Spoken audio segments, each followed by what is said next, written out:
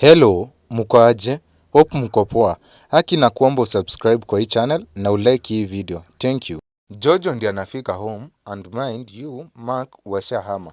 Jojo kuona how Mark wamehamia, akasema basi, this is now a house.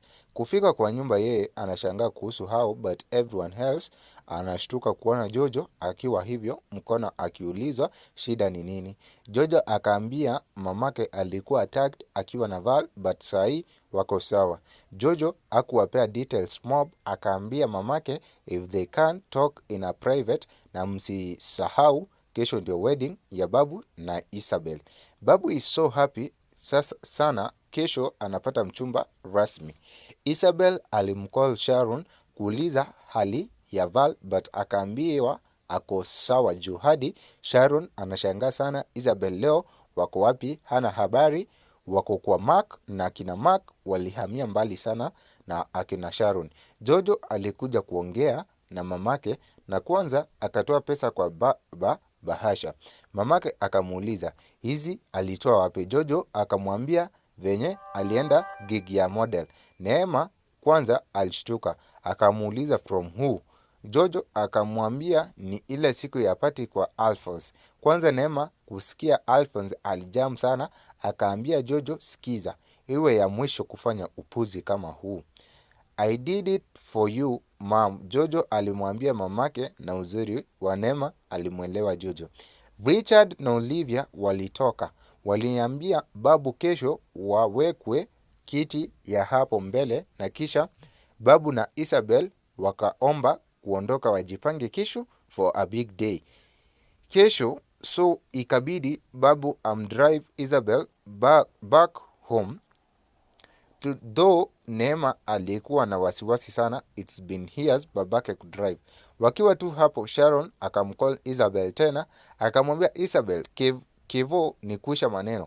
Walishtuka sana but see already tunajua alikufa jana. Maneno hapa ni kumoto manze.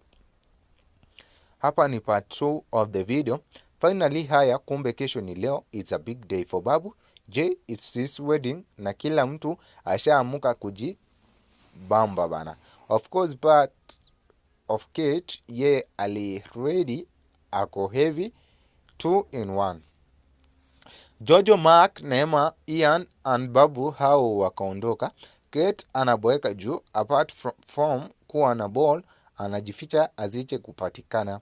Cheki Isabel sasa au kwa wedding gown ameng'ara kung'ara. Washafika already.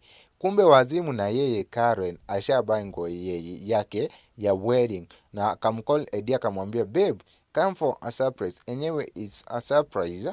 Karen looks good in that wedding gown, lakini Eddie akaendelea kumsifu venye anakaa poa juu from nowhere Karen akaanza kufeel tumbo inakatika katika and before Eddie could know it, Karen akafaint mamake makosa gaki. Val pia ako kwa wedding na akakumbuka yake juzi tu imekuwa cancelled. Anaanza tu kulia but for Babu, Jay na Isabel has finally been declared wife and husband. Sharon alisimama akaambia Babu, Jay hakikisha unampenda sana Isabel until death do you two do old apart. Babu alisema usijali nitamtunza kama mayai. Sharon akamwambia na uchange juu Isabel akiwailia tu siku moja hivi atangoa hizo ndevu zako one by one. Duncan akaambia Sharon we unachoma, lakini Sharon amegeukia Duncan akamwambia usinishike, enda shika huyo mwanamke uliambia to divorce 2 years ago. Anaita Sharon. Karen alifika hosi na sana daktari akakuja akaambia Eddie for Karen kuwa sawa lazima tutatua womb mzima. Eddie akamwambia this is all my fault juu nilifanya akapata miscarriage. Ati miscarriage? Daktari alimuuliza Eddie akamwambia ya Daktari alicheka akaambia Eddie sikiza, your wife alikuwa hapa a month ago na hakuwa na ball na after kupimwa she can't be pregnant since akiwa mdogo. Huyu hajawahi kuwa na mimba huyu. Babu ashaoleka kwa Isabel na hata wanaenda honeymoon.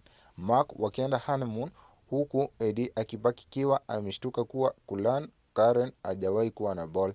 Sina budi ila kiwanga kwa kipindi cha Neema. Till next, make sure una subscribe na una like na una comment.